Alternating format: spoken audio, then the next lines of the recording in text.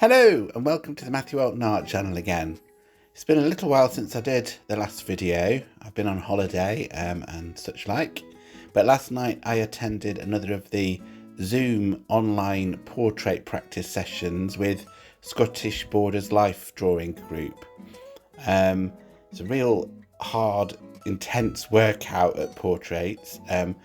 There's 11 or 12 done in one 2-hour session. 7-minute poses or 10-minute poses they tend to be. So it's a real good practice. You know, you can't do a full portrait in 7 or 10 minutes, but it's a matter of trying to capture something of the model who's posing for you in the time that you've got.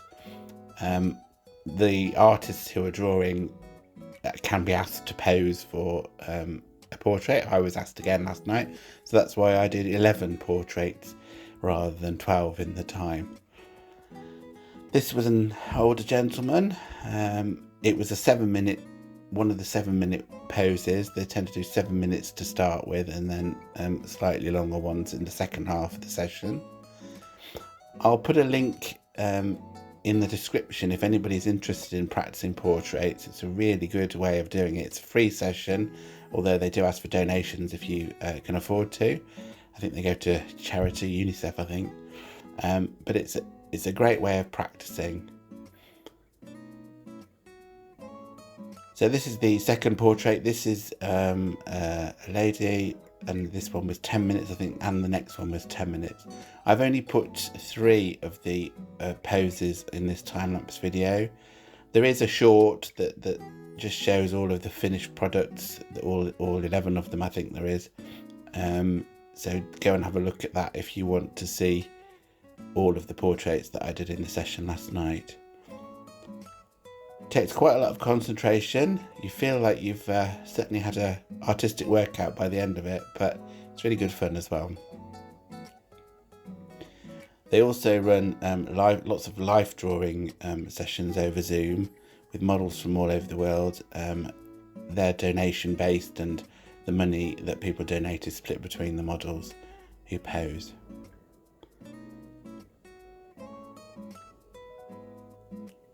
As you can see in this one, I started like the last one. I worked from the top down, which I often do. I start with the shape of the forehead and the hair line, and then work down. This model had glasses on, which can make it easier in a way, in that you've got something to hang the other facial features off. I've talked before in the channel how I sort of triangulate drawings into being. I don't measure particularly, but I look where things are in relation to each other from an angle point of view and a distance point of view. And if you get all of those measurements right, visual or mental measurements, it tends to be okay. It takes practice to get to that point, of course.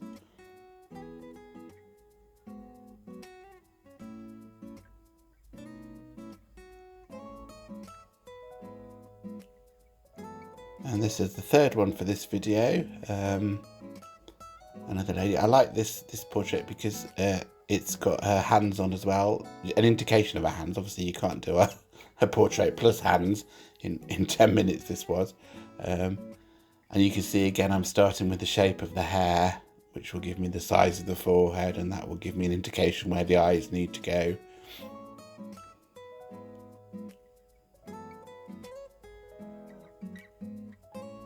It sort of depends a bit on the lighting for some of these portraits as to whether they're successful or not. And of course, when people are posing over Zoom on a camera on a laptop or a tablet or whatever, sometimes the lighting isn't the best.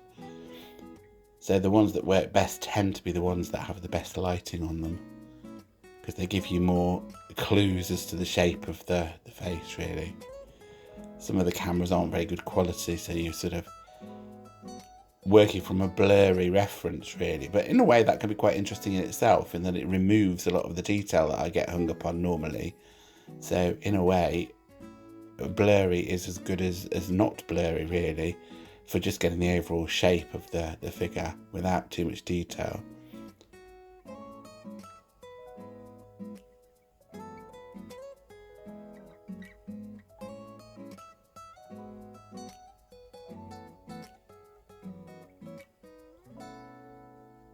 You can see I'm using a mechanical pencil as usual, 5B lead I think it is, and I'm using it sort of on the side as well. I tend to do sort of low angle use. I don't know why that is, but it seems to work better for me.